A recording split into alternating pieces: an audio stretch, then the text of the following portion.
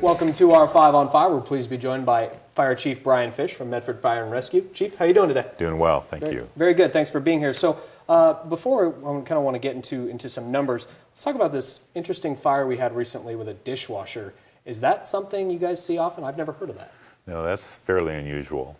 Any electronic product could cause a fire from a malfunction. Typically, we see fires from dryers because of lint buildup and that kind of stuff, but a dishwasher fire is fairly unusual. Okay, all right. And any general tips regarding electrical items, just that people should look out for, perhaps heat? Right.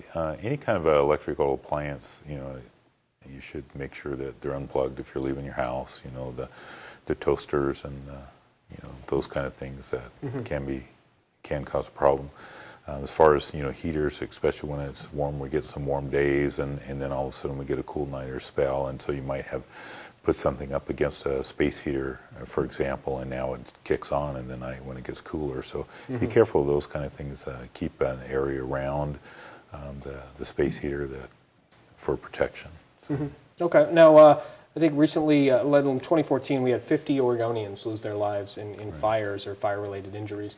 Is this a high number? Is this something, what do we see locally?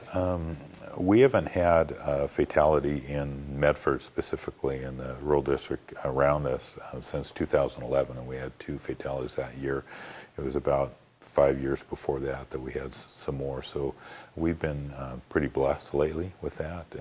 Every once in a while we get spikes for a variety of reasons. If you were to have the house fire that had multiple fatalities in it, it kind of skews the numbers. But it's something to be careful about, because we would hate to see anybody lose their lives in a fire. All right. So something we did a story recently on Illinois Valley Fire District. Something they're looking at is drone usage. Is that something that Medford Fire is considering? We are considering. We're looking at that. We've got video production people in our department that can use that kind of footage.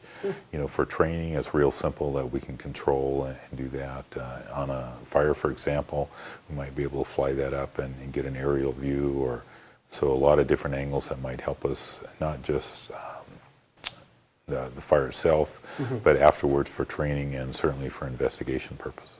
All right, fascinating. Well, thank you for being here. I appreciate it. You're welcome. All right. Thank you. Stay with us. We'll be right back.